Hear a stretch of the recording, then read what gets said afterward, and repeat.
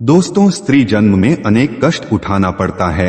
आखिरकार हम लोग पुरुष प्रधान समाज में जो रहते हैं, स्त्री के लिए जहां मां बनना एक बहुत बड़ा आशीर्वाद है, वहीं मासिक चक्र का कष्ट भोगना किसी अभिशाप से कम नहीं है।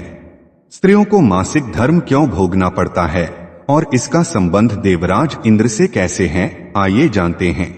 दोस्तों, इस बात की पुष्टि गरुड़ पुराण में भी की गई है कि महिलाओं को मासिक धर्म का कष्ट देवराज इंद्र के कारण ही भोगना पड़ता है। एक बार देवगुरु बृहस्पति देवराज इंद्र से नाराज हो गए। इसी दौरान असुरों ने देवलोक पर आक्रमण कर दिया और इंद्र को इंद्रलोक छोड़कर जाना पड़ा। इसके बाद देवराज इंद्र ब्रह्मा जी के पास पहुंचे और उनसे सहायता मांगी। तब ब्रह्मा जी ने कहा कि पापों के प्रायश्चित के लिए इंद्रदेव को किसी ब्रह्मज्ञानी की सेवा करनी चाहिए, तभी जाकर उनके दुख का निवारण होगा। अंत में इंद्र एक ब्रह्मज्ञानी मुनि की सेवा करने लगे, लेकिन वो इस बात से अनजान थे कि उस मुनि की माता असुर थी।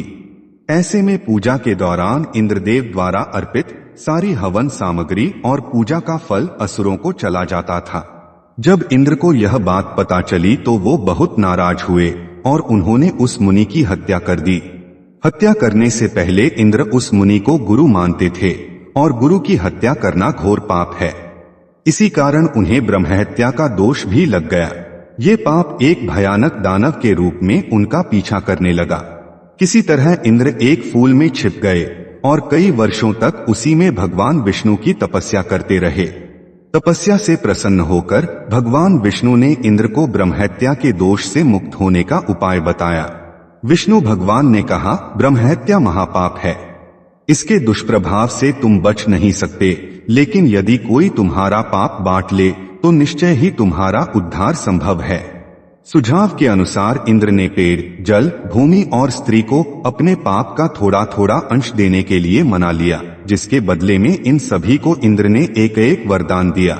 सबसे पहले पेड़ ने ब्रह्महत्या के पाप का 1/4 हिस्सा लिया, जिसके बदले में इंद्र ने पेड़ को अपने आप जीवित होने का वरदान दिया।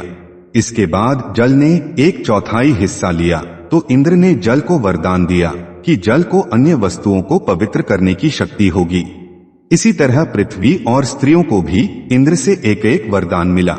पौराणिक मान्यताओं के अनुसार स्त्रियां उसी ब्रह्महत्या का पाप सदियों से उठाती आ रही हैं।